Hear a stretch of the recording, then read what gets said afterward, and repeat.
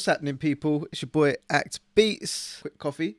All right, let's get into it. Making samples in Ableton is my favorite thing to do. So we're just going to cover a bit of basic theory and how I put together my template when making samples to make sure everything's in key. So firstly, what we want to do is pull up an instrument. I like to start with a piano and then I change it afterwards. So I'm going to load up Keyscape. I like to start with the cinematic. It's already got some nice processing on it. So double click, get your clip in. Clip length, I normally start with 4. First of all, I'm just going to change the note value. So Command 2 on the piano roll changes the note value longer, and Command 1 makes it shorter on 8th notes. So what you want to do is draw out your C major scale, and the majority of trap beats, hip hop beats to a degree, and UK drill beats are made in the natural minor scale. So what we'll do from here is you want to flatten the 3rd note and then also flatten the 6th and the 7th, and that's going to give us a C natural minor, and then I'll show you what I do from here. So this is the C natural minor scale.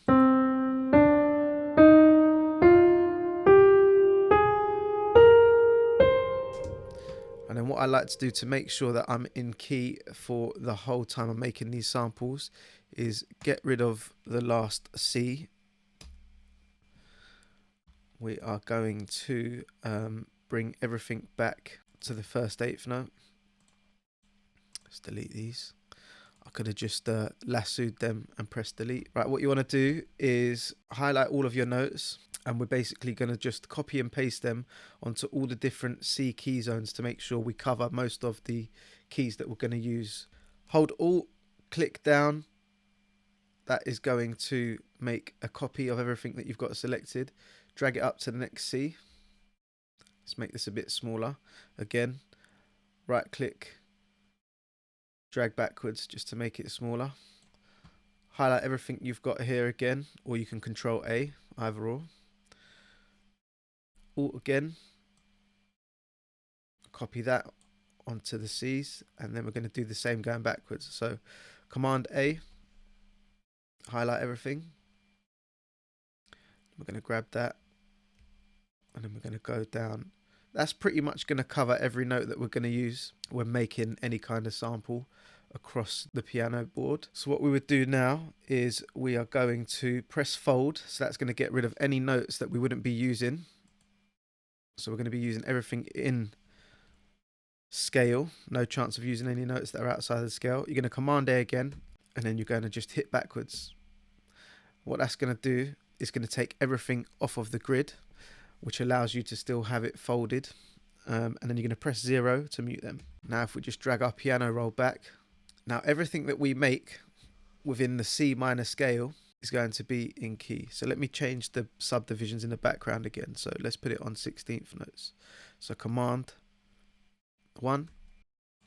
Right, now we're working in the key of C minor. Let's go ahead and draw in some chords.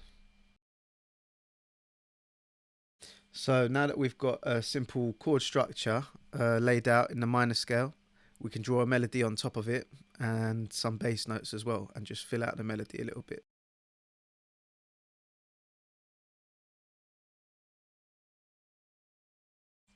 So there you can see we've got a pretty simple chord structure layout. We've put some bass notes in, and we've got a very simple top line. And then we're just going to turn this into a sample using other instruments and a bit of processing. So what you can see I've done there is I've just taken the chords that we've built, and I've just tidied them up and made sure that the notes being used are all within the same range rather than being too spread out. And that just makes them feel a bit more compact and fill out the mid-range a little bit more in the sound. Now that we've done that, we're going to use these parts and separate them out. We're going to duplicate this, so Command D. I'm going to call this chords, so highlight, Command R, chords. I'm going to go in, delete the top line, and delete the bass notes. Rename the main one Command R, bass. Command R, rename, call this melody, click in, delete the chords and the bass notes. Then we're going to go back to the main, which we've named bass, and then we're going to delete the chords and the melody line, or the top line. So let's load up Omnisphere. I'm going to use sound banks by a producer called Hayes. He makes Omnisphere libraries. Go check him out. He does some amazing work.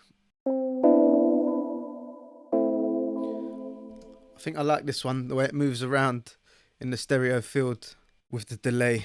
It's kind of like got a ping pong delay on it. Alright, so let's go with that for the chords. So for the bass, I'm going to use analog 5 and get a pad.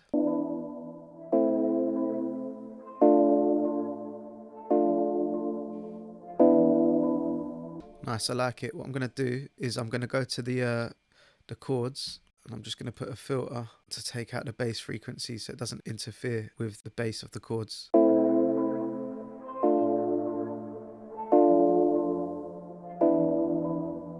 Alright, cool. And then we're going to go for the melody line next.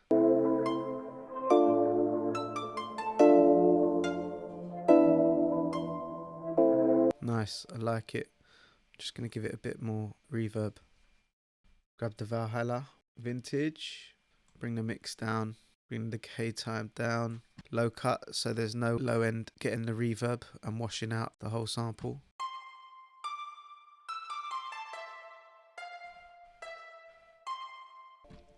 Right, and now comes the good bit, making the actual sample. So we've got our bass, our chords and our melody structured out, ready to go.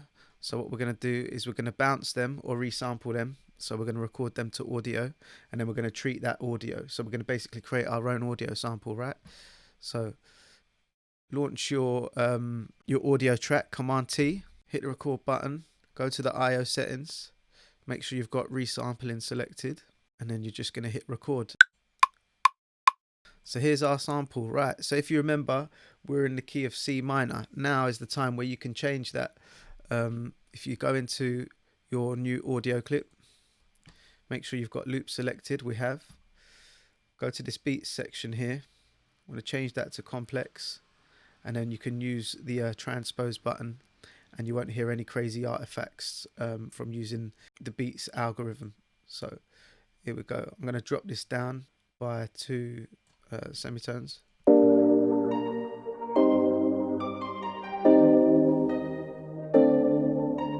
Nice. Then I'm going to slap an RC20 on it. Don't want that much noise. Take down the distortion a little bit, take down the magnetic a little bit, give it a bit of reverb on the space. Again, make sure it's not treating too much of the bass, and I'm going to widen it a little bit, cut it a little bit.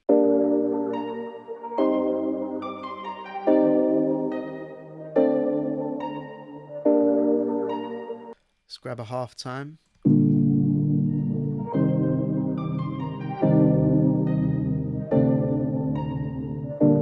This effects part is basically giving it that what sounds like a filtered out end to the bass bit. It's kind of creating a bit of like a reverse sweep.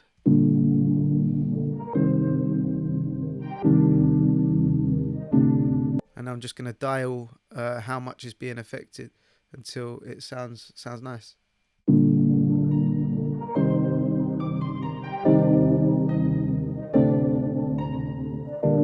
I like that there. So that's pretty much it for where the sample is. I would go one step further in terms of the part itself. I'm going to just drag it into the arrangement window and probably do a couple of chops and reverses, maybe some repeats. Hold it, drag, press tab, takes you to the arrangement window. Loop it up, make sure you've made it active. Stick on the loop bit.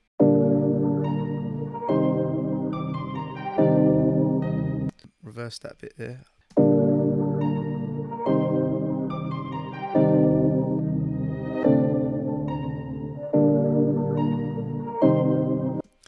I think I might want to repeat that bit there.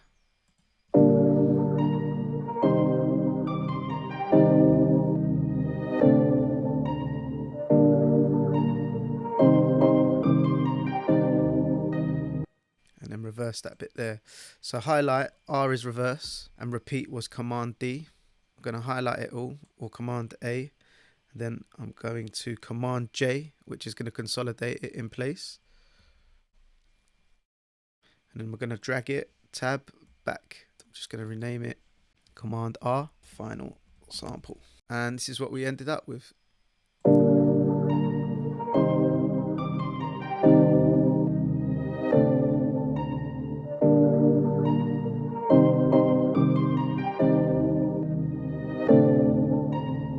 That's it, guys. So I hope you like that part of the tutorial. I'm just going to make a quick beat out of this. I hope you enjoyed it. If you found it useful, give it the old like, thumbs up, subscribe and all that good stuff. And I hope to bring out a lot more that you guys find useful. Take it easy. Peace out.